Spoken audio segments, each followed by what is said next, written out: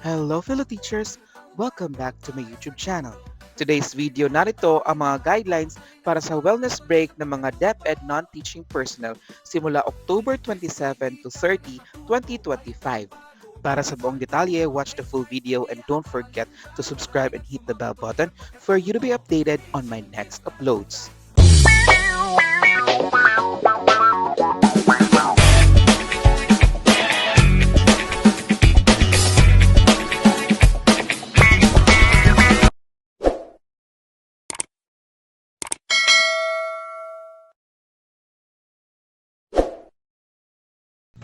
Ngayong October 27 to 30, 2025 ay ipapatupad ng DepEd ang wellness break para sa lahat ng mga teaching personnel, kasama na rin ang mga DepEd non-teaching personnel.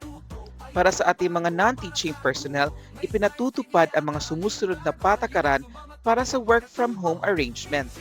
Ang mga non-teaching personnel ay magkakaroon ng work from home ng hanggang 2 araw sa loob ng 4 na araw na work period simula October 27 to 30, 2025 na may approval ng Head of Office at submission ng accomplishment report.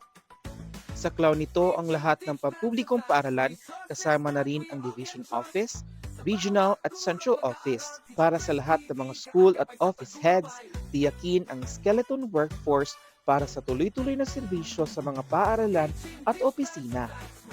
Mag-relax at mag-recharge na mga chairs para sa tuloy-tuloy na serbisyo para sa bata at para sa bayan. Thank you for watching. Like and share this video. Goodbye!